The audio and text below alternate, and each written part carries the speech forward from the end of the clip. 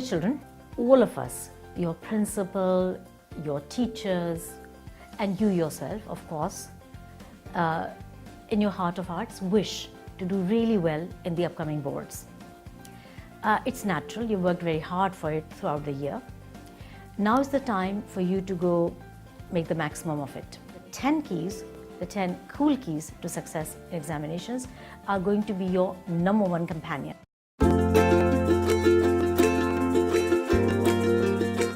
Do you have a clear strategy for success?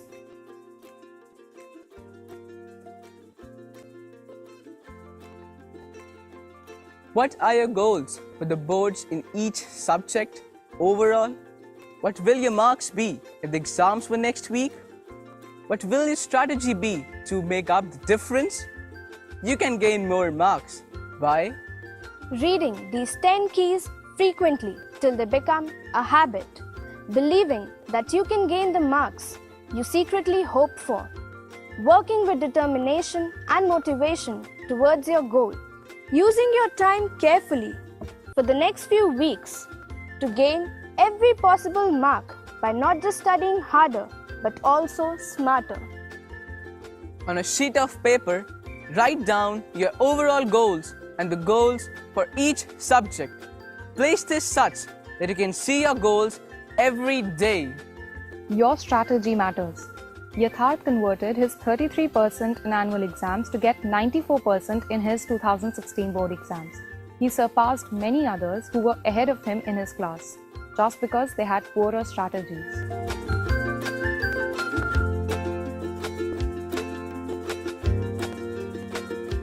Do you revise your easier subjects and topics last? Imagine your 5 or 10 subjects are like 5 or 10 mango trees. Your job is to get most of the mangoes into the basket within the shortest possible time. Will you first go for the mangoes which are far away from you or nearest to you? Will you pluck all the mangoes from one tree or go for the mangoes which are easy to get from every tree first? Do you keep Hindi to the last?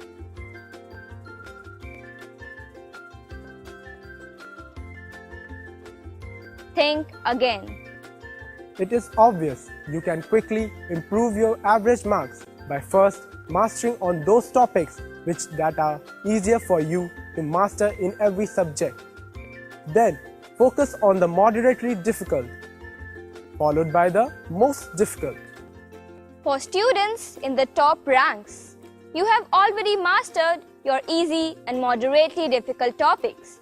And if so, now you can work on the difficult topics and gain every possible mark. The rest of you first master in your easier topics first. This will help you maximize the efficiency with which you gain marks. When time is short, drop the most difficult topics or you will lose marks at the cost of your better prepared topics. Make sure you are able to score full marks in your easy and moderately difficult topics without committing careless mistakes. The best way to know if you've mastered a subject is to attempt past question papers without making mistakes.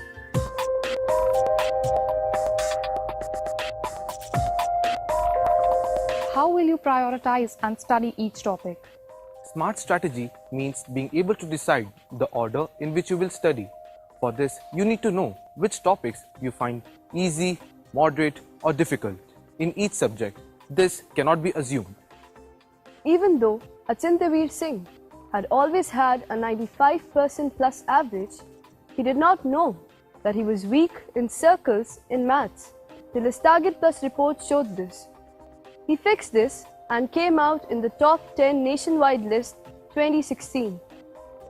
If you don't have a diagnostic report, take each subject's textbook and mark E for easy, M for moderate, and D for difficult against each topic in the table of contents. On a plain sheet of paper, make 3 columns, each for E, M, and D. Now write down with pencil all topics you find easy under the E column and so forth. Do this for all of your subjects. Supposing you have 10 subjects, you will end up with 10 EMD sheets. E. For concepts you are good in, practice for speed and accuracy. M. For concepts you are moderately good in, consolidate them by backward study. D. For concepts you have a limited understanding of, go back a few steps and build understanding from below class level. When you still cannot understand a concept on your own, seek the help of others, such as your peers or teachers. Rub out and move a topic from M to E. For example, if you later find a topic to be easier than you thought initially.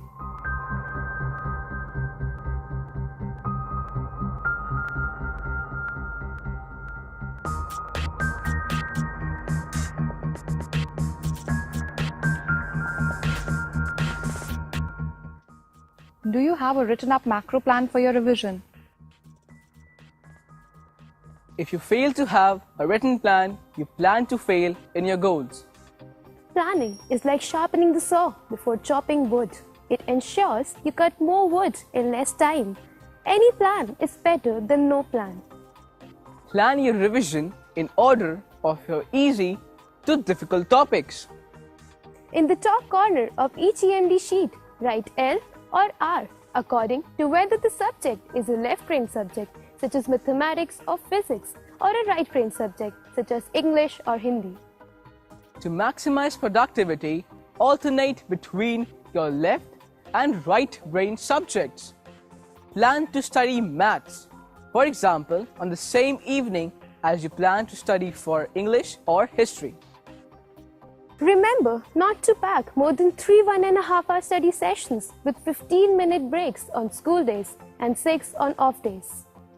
Try not to pack in more than 2 subjects in an evening and 3 on off days. Plan how many 1.5-hour study sessions you will need to complete all your e-topics in every subject. For example, if your guess is you will require 15 hours to complete all your e-topics combined, this is a total of 10 study sessions or 1.5 hours, or 3 to 4 days with 3 study sessions per day. Plan the number of sessions you will require for M and D topics as well in all your subjects. Depending upon the time left, calculate the total number of sessions you can afford to allocate for your first or second rounds of revision and the time you will need to memorize facts and fix any conceptual difficulties. See Key 7.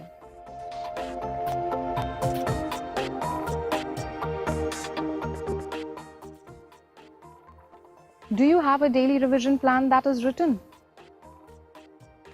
Go back to your macro plans and assign chunks of work such as all easy topics of all subjects for the first few days of revision.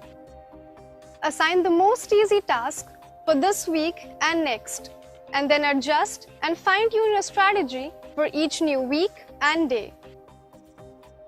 Make or fine-tune your daily micro plan at the end of each day or first thing in the morning.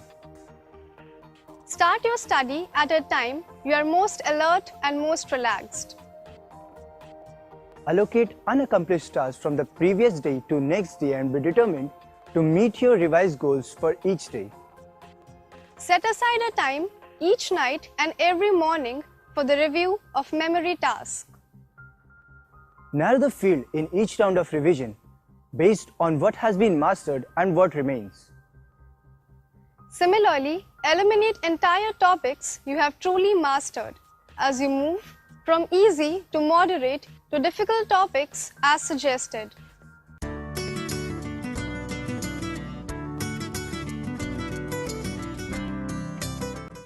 Do you first study theory, then attempt questions?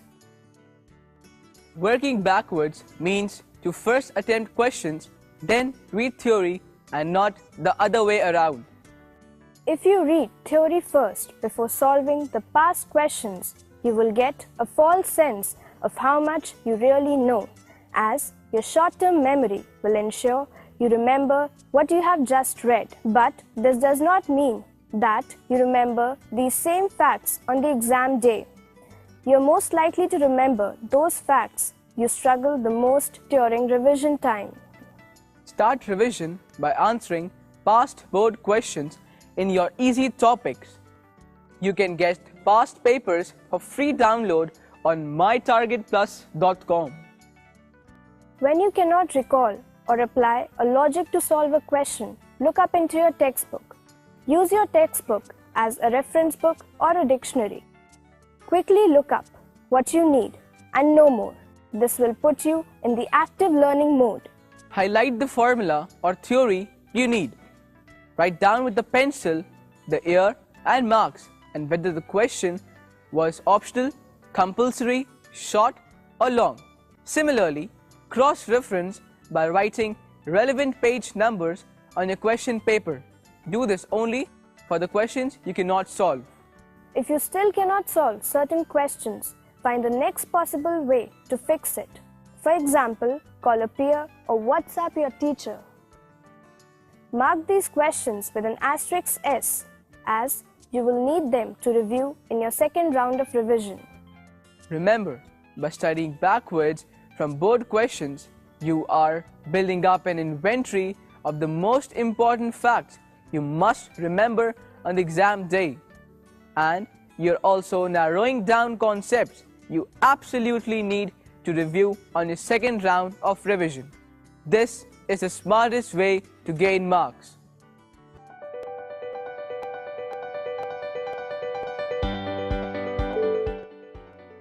Do you make revision notes that are summaries of your textbooks? The only real way to know what you need to understand or memorize is when you run into difficulties while solving a past paper questions. Mark these tasks in your textbook with separate color highlighter pens, orange for memory-based tasks and green for concept-based tasks.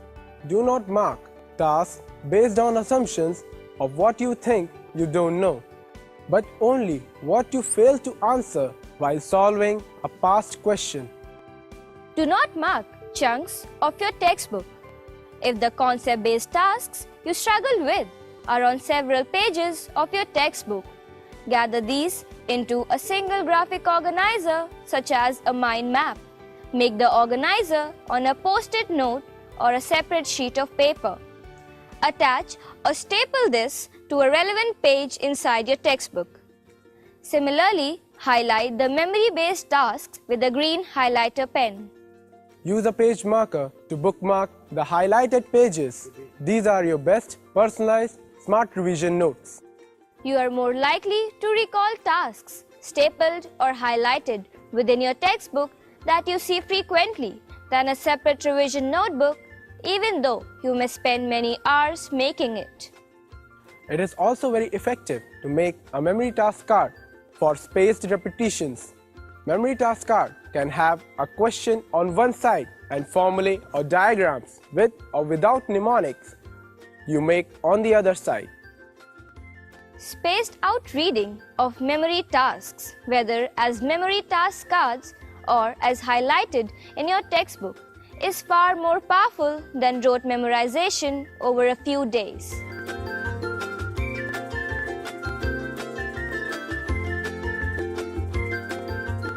How do you organize time to be most effective? Divide your memory task cards into two groups. Group A for the cards which you need to review daily. Group B for the cards which you can afford to review once every weekend. Mix up memory task cards and review in random order. In a board exam, you will get questions in a mixed-up order. Read them for 15 minutes at night and once in the morning. Move them from Group A to Group B as you master them, or the vice versa. Use specific goals for each session and use a stopwatch to monitor time. Use a stopwatch also for the timed practice of past papers in a board-like condition. Take a break at the end of each study session. Your diffuse thinking during your break time is going to be valuable along with your focused thinking during your study time. There are 168 hours in a week, of which 50 hours per week or 7 to 8 hours per day of efficient work is far better than 100 hours of ineffective work. Sleep 7 to 8 hours at night and take a short 20-minute siesta in the afternoons to boost productivity later on. Get adequate sleep daily or you might burn yourself out or fall sick on the exam days. Start with 30-minute sessions with 5-minute breaks. Add to the study time till you can do uninterrupted sessions of 1.5 hours with 15 minutes break after 2 sessions and longer breaks after 2 or more sessions.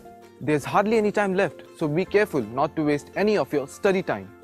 Cross out each day that passes on your desktop or wall calendar.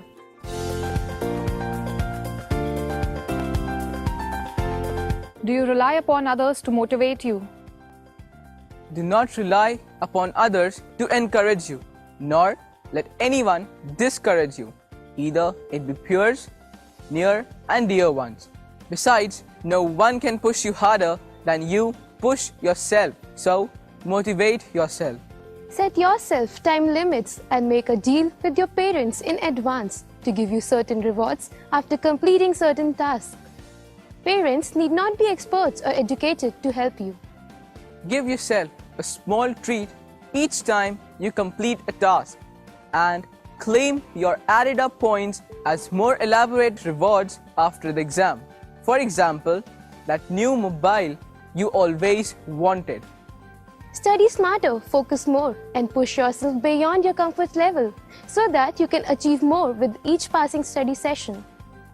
Don't let tutors run your revision, or you'll waste your valuable time in doing what you already know. You can learn much more by your own efforts. Ask peers, teachers, or tutors to help you with exactly what you don't understand. Improve your motivation by changing your place of study. Don't be tempted to study in bed or in the family room where it is harder to focus. Studying on your own is the best, but a group of 3 to 5 people can provide the motivation to do more if you select the right kind of people. Solve your own questions though, like in an exam. After completing certain tasks, ask your friends to help you with any difficult concept, but not before you have given each task your best try. Remember, this is your project. Be determined to succeed, no matter what.